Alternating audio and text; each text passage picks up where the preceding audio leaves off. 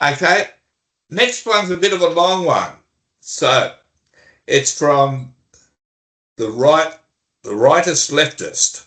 So, hello Andrew. I attended the Prosperity for Purpose event for the Chifley Institute last Friday and was really impressed with your speech and what I heard about what Labor is doing in many areas of policy. A deep concern I have is that Labor, in my view, is far too optimistic on AI and is not prepared for what is not only coming but already here in terms of the effects of employment, similar to a previous question. So I work in the mental health space and see people daily who have lost their jobs due to AI or can't get hired due to hiring freezes directly related to the transition to AI. This is mostly in finance, law, accounting and tech, lots of highly paid white-collar jobs. As the panel discussed, this will also impact blue-collar jobs like truckers, for example.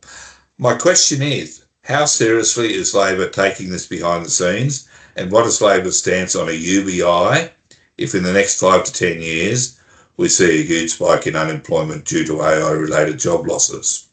I think this is a good question for an economist.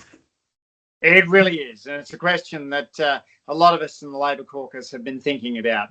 I gave a lecture on the economics of AI in Brisbane back in March, trying to think through some of the impacts there. But the employment impacts are, you've got to say, highly uncertain. So far, we're a couple of years into this generation of large language models, and we've still got unemployment at 4 point something. By historic standards, that's pretty extraordinary.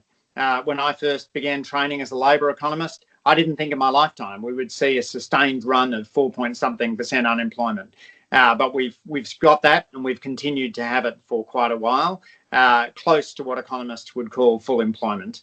So at an aggregate level, things are looking optimistic, but there's certainly possibilities that the technology will improve rapidly and will lead to more substantial job losses. We don't know which sectors they will be in, but providing voice to workers in terms of how AI is deployed in their workplaces, providing training opportunities to people, not just formal training, but the ability to train informally to move between occupations, and also ensuring that AI is used ethically are among the key principles that the government has been focusing on. Andrew Charlton's the Assistant Minister with responsibility for the digital economy. Tim Ayres, and as Industry Minister, has also been thinking quite carefully about these issues. And the AI Safety Institute has a role to play. Look, this is a scary technology to some extent, but also an exciting technology because it provides the potential for a significant productivity boost after a couple of decades where productivity has been languishing. And if we're able to keep full employment and to see people producing much more, then that will underpin a significant growth in wages and in living standards. Ultimately, productivity is the key driver of prosperity. So if we want to be able to be more generous to people here and overseas, if we want to be able to enjoy more leisure time, if we want to be able to enjoy more higher wages, buy more goods and services, then productivity is where it's at. And AI is one of our best hopes for boosting productivity in the coming decades.